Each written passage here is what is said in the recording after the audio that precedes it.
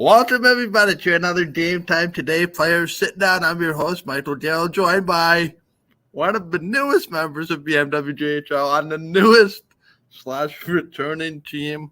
You've heard from her before, Noelle Bate, kind enough to join me in advance of the second half of the season, starting for both the lead and the polar ice, sort of the unofficial second half. I think we've just passed the halfway mark for games not that long ago, but it's the holiday break and everything, kind of that unofficial break, and the stretch run, of course. So thank you for tuning in. And thank you, Noelle, for taking the time to talk. Just full disclosure, we're doing this before your Saturday game. You guys have 2 games this weekend, so we'll play it on our YouTube channel before the games tomorrow. But we're doing this the day before, just because of logistics and all that, which is cool. How was your sort of extended / short / whatever you want to call it break from hockey, school, whatever you want to call it? Like for like the winter break or like the long break? Just in general, since we last saw you play a hockey game. Okay, yeah. So, I mean, I've been trying to keep my stamina up. It's a 2-week break, 2.5-week break. So definitely, I was hitting the gym. Cardio. Got to keep that up. We had a couple of practices this past week. So we had one Tuesday and Thursday. But Thursdays was kind of fun. It was like a 3-on-3 at the rink. So they have like the smaller 3-on-3 rink there. So last night we were just having fun playing some 3-on-3 with the team and the coaches. And I think we're pretty ready to jump back in on Saturday. So can I ask who won, or was there a winner, or how did that go? Personally, I wasn't really keeping score, but I think my team unfortunately fell short to the other team. Now, it's interesting because I don't know if you caught the lead news or if it's out yet, but the All-Star game is going to be a 3-on-3 challenge amongst the teams. So that's going to be pretty interesting. That's coming up on February the 4th. All 7 teams plus a Young Guns team. So it'll be an 8-team mini tournament over 2 hours, I think. So that's going to be pretty unique. So you guys got a little practice in. Yeah. In all seriousness, I just wanted to talk about your first half, kind of you growing up around the game of hockey. You told me, told everybody but watch me, you kind of took a bit of a break leading into this year. We'll get into that in just a little bit, but tell me, how did you sort of get into hockey? Was it other sports for you too at the time, or just hockey growing up? Yeah, so my dad played hockey his whole life. He still plays hockey. And I started in ringette because, all those years ago, I was about 5. So about 15 years ago, girls hockey was kind of just starting to pick up. It wasn't super popular. There was a female league, but I did start in ringette just to be with other girls. And then I realized that I think hockey was my calling, and I think my dad definitely has a big part in that. So I played ringette from 5 to 7 years old, and then after that, I played hockey on an all-boys team. That was quite interesting as an 8-year-old girl. And then after that, I switched over to the female league, and I played then until high school. Then I played in the female high school hockey league. So what was that like? Because, it seems to be a common refrain when I'm talking to you or I'm talking to other people, other players in the league in particular over the years, they say they got to start in ringette and then boys hockey. What was that like? Like, what do you remember about that? Because I'm trying to picture, right? Because the rules are so different, like the body contact versus the full contact. Now, they don't have full-on body checking at that young age either, but what did that kind of do to prepare you? Because, like, I don't want to say ringette to hockey is a culture shock because it's completely, they're the same sport, but yet they're different. Right. So what did that kind of do to prepare you for ice hockey, if anything? Well, obviously I had a background in skating. I had been skating even before I played ringette. So I was already pretty good at skating and, just the basics. But I feel like making the switch to the boys hockey team, it might have been detrimental in a way because I was the only girl on the team, and I feel as though I was treated differently by the coaches, especially. I feel like I wasn't, it's house league. We're 8 years old, but Right. felt like I wasn't getting fair playing time, and my parents also noticed that as well, to the point where they would be logging my shifts because the coach would not be playing me. And I can't make assumptions, but at the Right. time, felt like it was because I was the only girl. It's interesting you say that because even now I think those assumptions are still made, but in different ways. Um, and that's why I think the PWHL is going to be groundbreaking. We'll talk about that later on. To the first couple of games have been played, that's pretty cool. The numbers came out today: 2.8 or 2.9 million people in Canada watched the first game. Yeah. That's obviously a record for the first game. There's no record to really compare about it, but the general feeling is build it and they will come. We'll get into that in just a minute. But talk to me about growing up, high school hockey. Was that sort of an easy decision for you? And what was kind of the mindset in that regard? Because I'm pretty sure, again, I don't know your mindset as a 14 and 15-year-old, but you're probably thinking still, I want a chance at playing college. Maybe not. Mhm. I want to take this as far as I can. Um, was AAA ever a thought for you, or was that just a little too high of a bar at that time? I think at that time for me, it was a little bit of a reach because I dealt with feelings of insecurity in hockey, and partly that was internal, but I feel like a lot of it also had to do with certain coaching and teammates, and um, there's faults in every single league, so I can probably attribute that to those faults too. But I think that high school hockey was a different experience for me. I had a lot of fun. I met some of my closest friends on that team.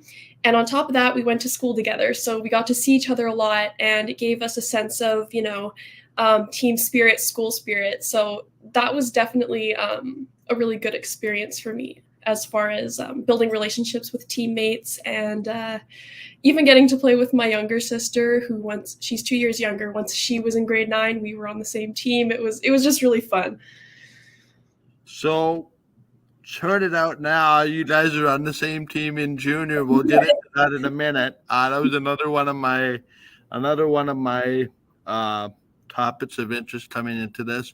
But for me, I got my start in that league too as a broadcaster, 2009, 2010 with a voice recorder.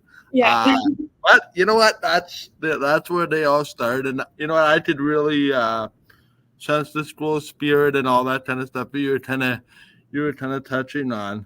Yeah. Um, what was that mindset sort of grade 12 for you? Was it sort of sad that this is over? Let's see what's coming up. I'm not sure how much knowledge you have had of the junior league as a whole, but there was also COVID in there, I'm pretty sure, scheduling.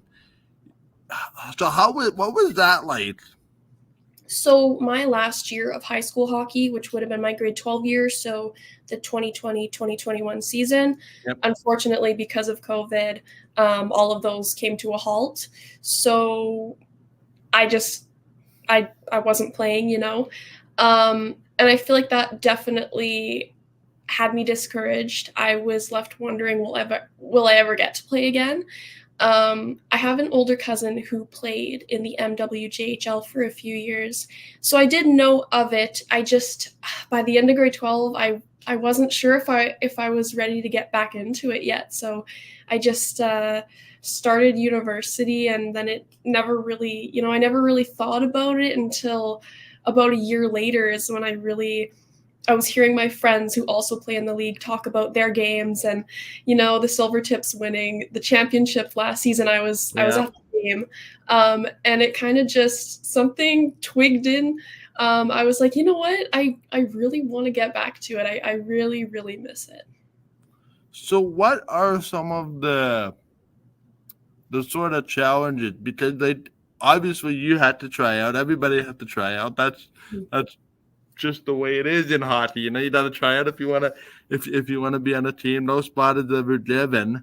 What was your mindset going into that tryout? Because it's not that often. Like most people with quite rookies to 18, 19, you're probably a 19, 20-year-old at the tryouts where it's like, okay, how does this work, right? Because I don't have that much time left in the league. Like, do they give preference to somebody that has 4 or 5 years left? What was your mindset going into that? Because I can't even imagine. It's like taking 2 years off, and then it's like, how do I do this again, right? Like, how do I tie my skates? How do I hold my stick? How do I get that that competitive vibes back?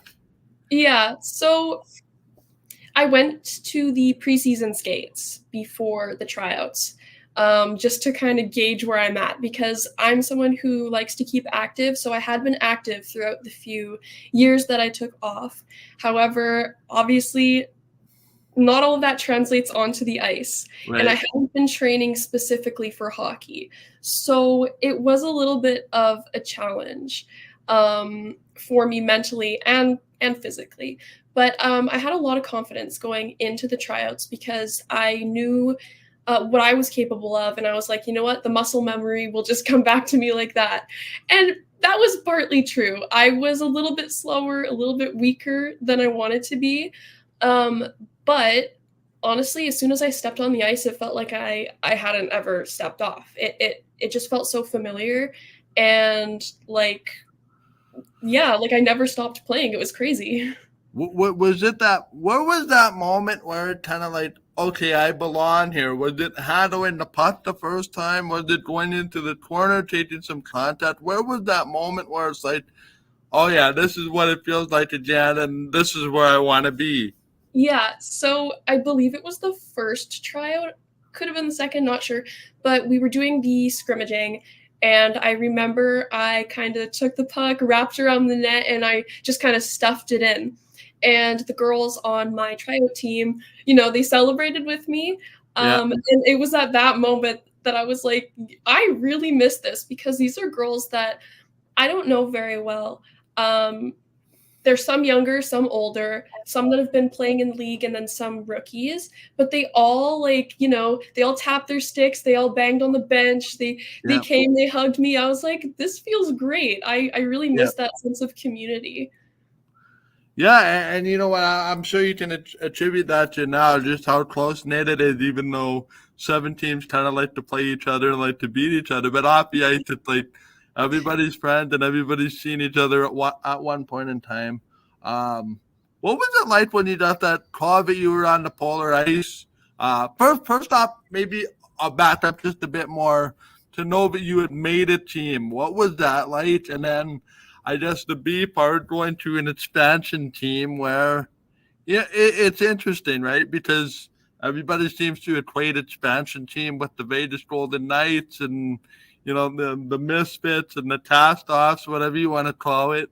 Although there wasn't an expansion draft. So I think Misfits would be a little bit harsh, but what was that like? Number one, making the lead, and then number two, finding out you're on an expansion team.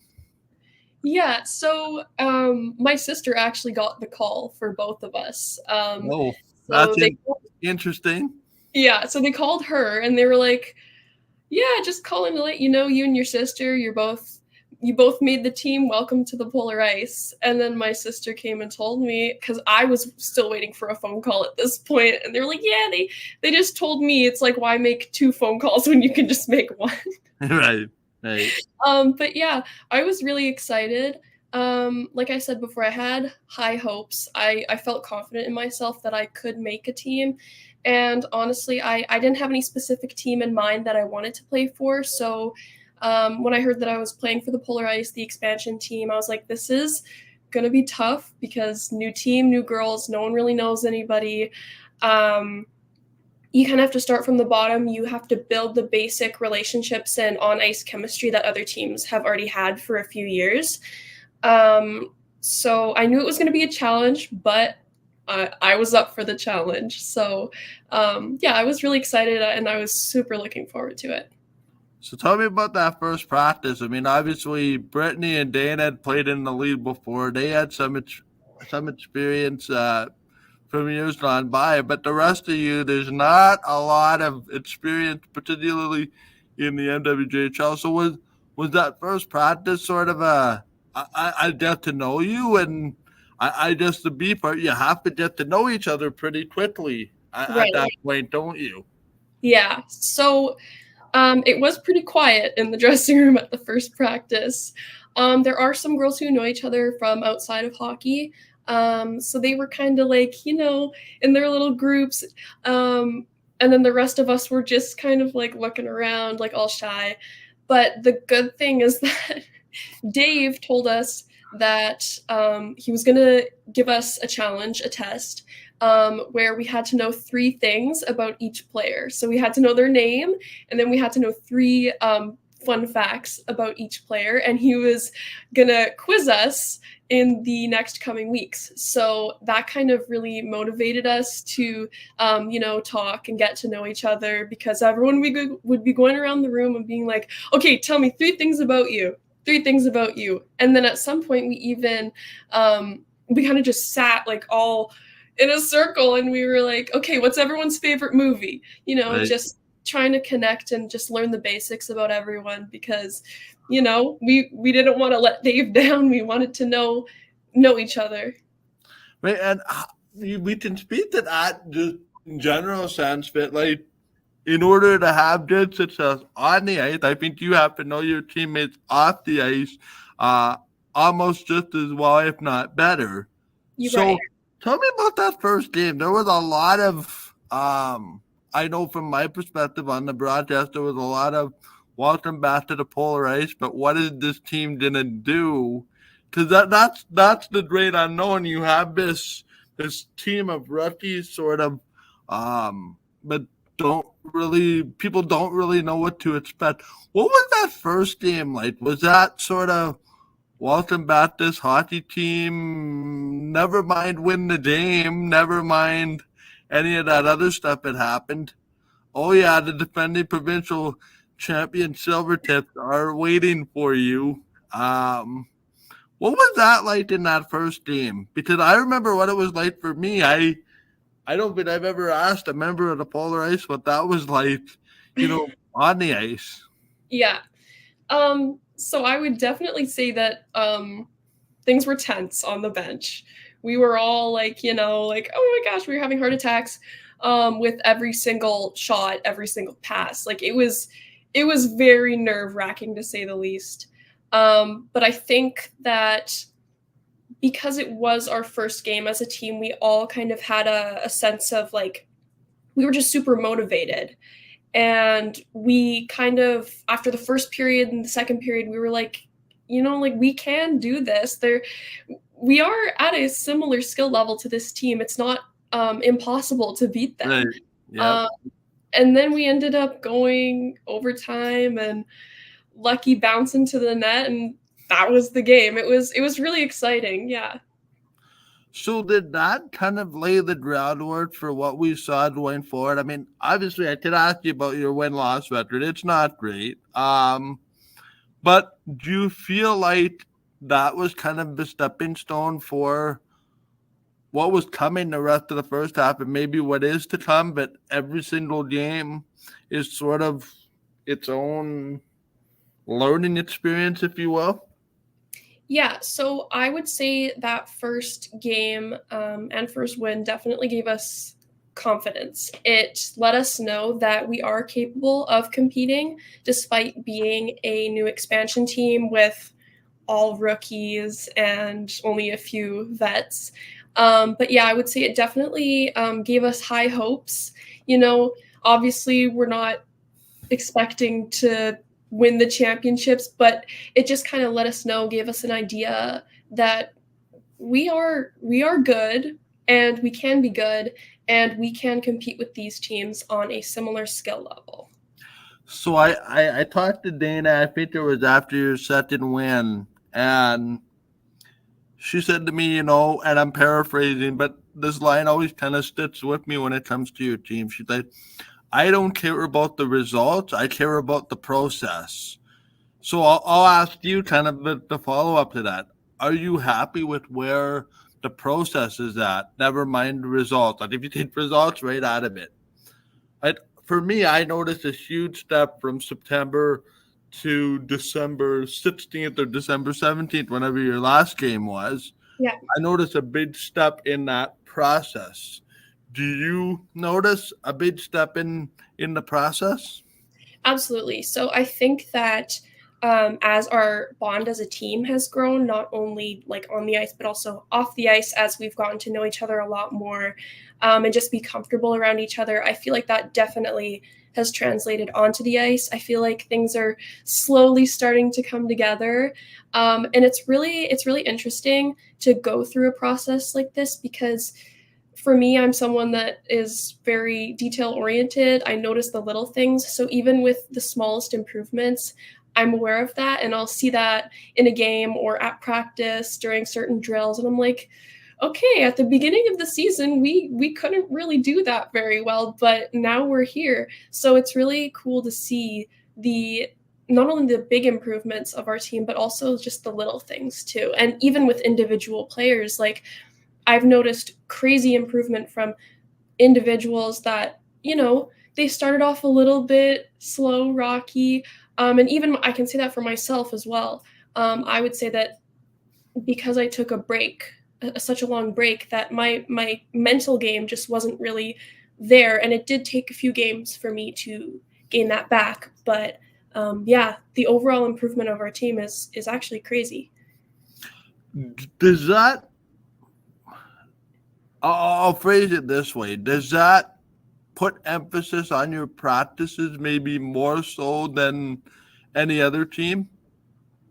Yeah, I would say Dave is he's a great coach. He's great at, letting us know what we're good at, what we need to improve on. And he's really good at structuring the practices so that we are working on the things that we need to work on. So I would say that, yeah, it is a process, but we are slowly working our way up to, being a put together team. Well, yeah, and for me, like I noticed the improvement a tenfolds from October till now, and I can't wait to see the stuff that you guys are going to take in the second half, because I think the standings the way they are now is not going to be the way this finishes come the end of the playoffs. There's going to be surprises. There's always the team that puts a winning streak together, but nobody sees it this time of the year. Maybe before I talk to you about the PWHL and what that means for you, just tell me about the games you guys have upcoming. You guys play against the Northern Stars on Saturday and the Prairie Blaze on Sunday. Obviously, two teams at or near the top of the standings in the league. What does that challenge represent for you and your teammates? Yeah, so for the Northern Stars, I would say they are a very tough team. The players are talented, they're fast, they're really cohesive, they're good at passing. So it's definitely a little bit nerve-wracking when you're playing a team who, has won a lot of their games. And I just think that, it's tough, but we got to give it our all. And just whatever the score is, as long as we are working as a team do our best to keep the scoreboard as low as possible, keep shots as low as possible. I think that's probably the best we can ask for. And then, hey, it's like I keep saying to Dave, right? In the playoffs, the first round of the best of three, your goaltending, I think, is at or near the top of the lead, regardless of what statistics say as a unit. You win one game, all of a sudden you put that team you're playing really behind the eight ball. Mm-hmm. You win another one, or you go into a game three and you score a couple goals, and next thing you know, you're in the semifinals, and who knows what happens there. But a long way to go. It's certainly not over for you and your team. I just want to talk quickly about Thunder Bay. We're all going, me too, and my broadcast partner. We're all going to Thunder Bay next weekend. Actually, in a week from now, we should be there getting ready for the first game.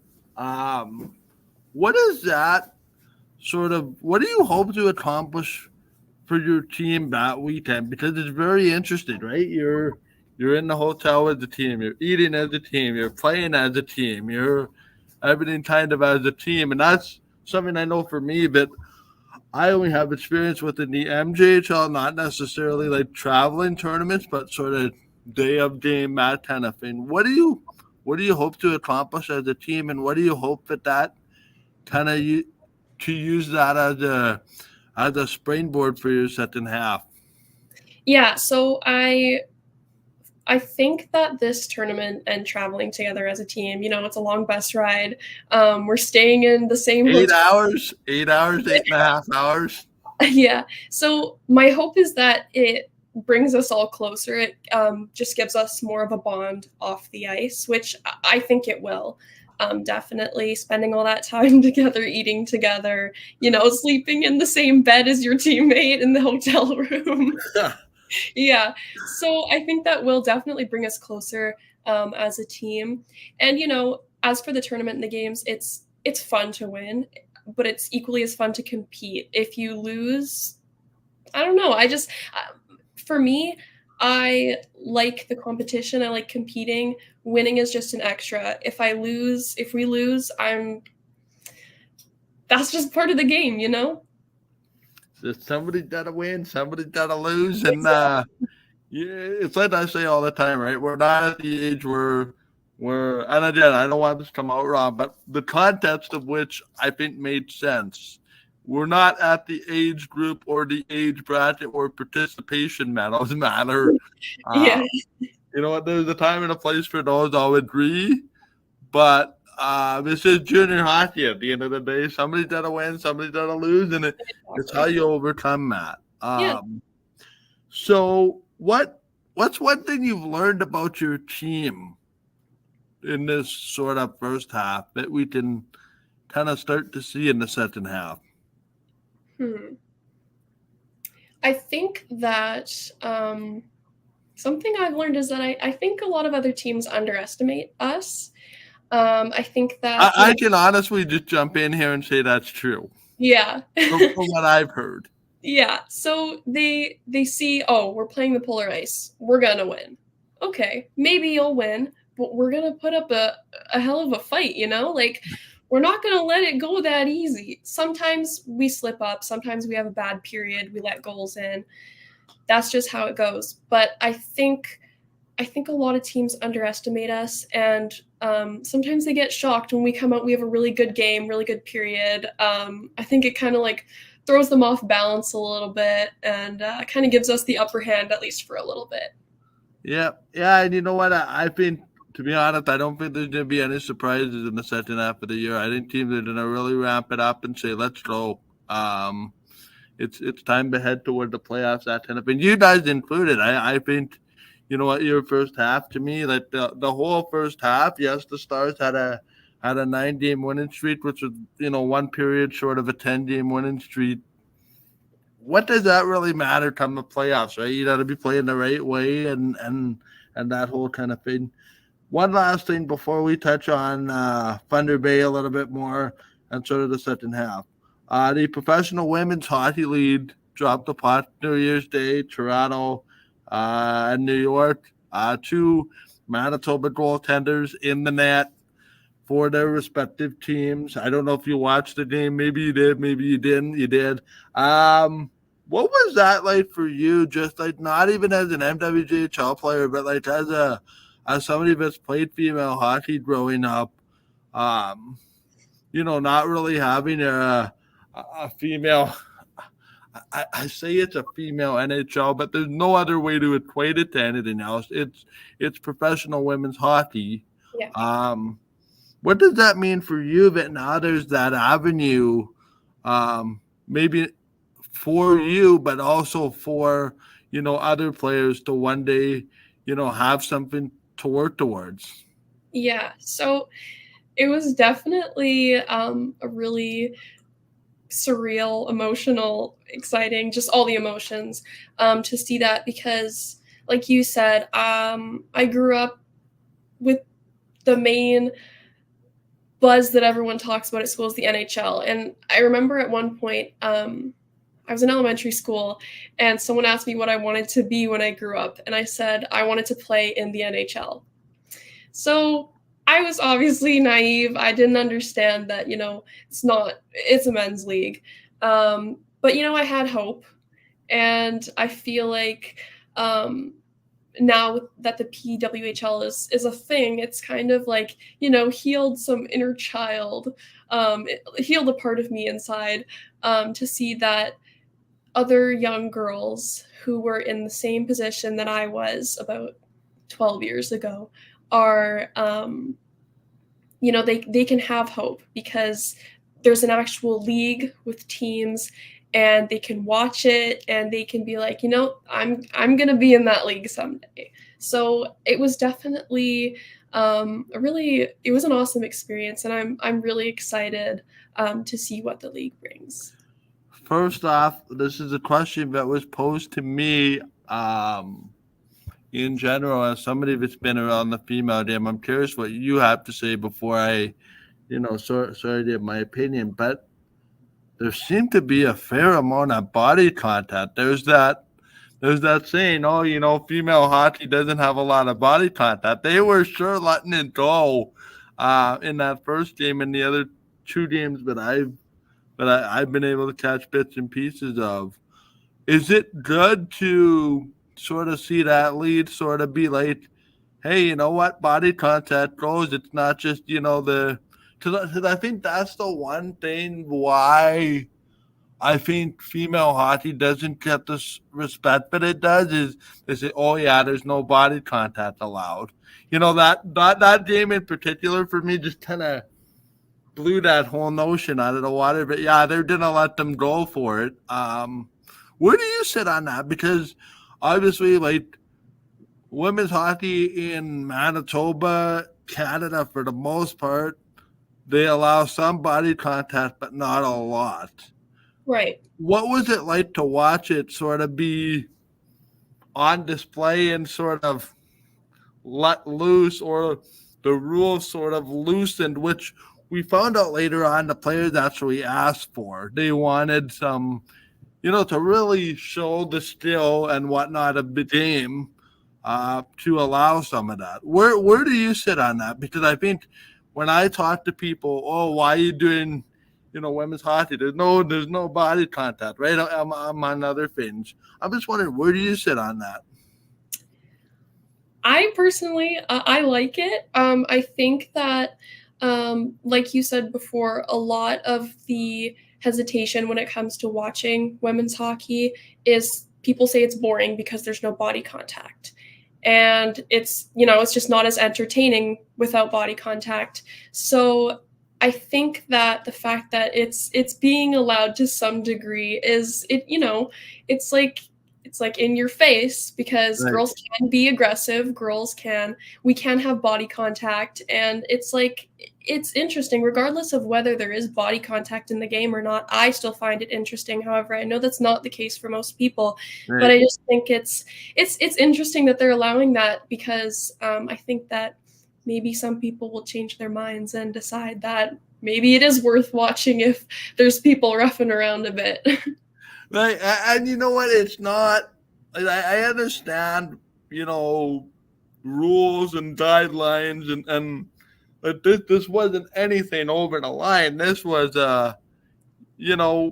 body chat that both teams and players are okay with, and Yeah, like for me, it's like just let it go. Like right. I think that's sort of one of the notions that really jumped out at me, because that was one of the things that I was watching, is how is that body contact going to be called? Because I know it is fairly tight in the leagues that I do here. I Yeah. was pleasantly surprised / happy to see that kind of not gone by the wayside, but there's a little bit of leeway. Yeah. So do you have a favorite team yet in the PWHL?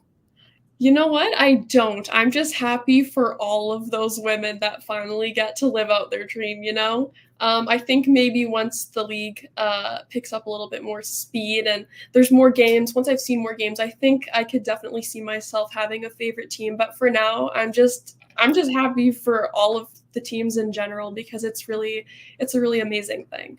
One sort of unrelated question, but I was kind of curious about. Um, Here in Canada, they're making every game available on CBC, Sportsnet, or TSN. How important is that? That yes, every game is going to be available nationally, particularly in Canada, to get people exposed to the product. Yeah, I think that is a very smart idea because if it was less accessible, obviously it would not be doing as well. Like you said, the first game had like however many viewers. I think that is definitely in part because of the accessibility and the availability of the streaming of the game. So I really do think it's a good idea that they are available because I definitely think that without that accessibility, it wouldn't be as good of a turnout. Yeah, I'm looking up the number here while you're talking. So yeah, I mean, I think it'd be a great end of this, and for me as somebody that follows women's hockey, multiple women's hockey leagues, it's impossible for me to pick a favorite team. On the final number here, I'm just looking 2.9 million, Wow. almost 3 million. That's just remarkable. Uh, Yeah, it's for contests, I made the prediction amongst my small group of people, about 1.5 to 1.7. So clearly that got blown out of the water, which is nice yeah. to see. So really quickly to wrap this one up, what do you think about your team in the second half, and what are you most looking forward to? I think that I'm just gonna be honest, I think we have underdog potential.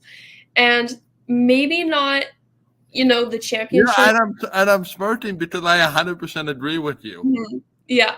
I think that, maybe it'll be last minute, we don't know. Maybe it'll be halfway through the second half, but I think at some point we're really gonna up our game, and I think that, that's gonna help us through playoffs. So, last question for you, kind of on a personal note. I don't know if you have goals, or if you're a big goals and ambitious person, or if you made public goals. But what's something that when you and I are having this conversation again, probably 2 or 3 weeks after the season, or I interview you after a game in 3 weeks to a month. What's sort of that one thing that you hope for yourself, that you hope to kind of do in the second half of the season, if that makes any sense? Yeah. So I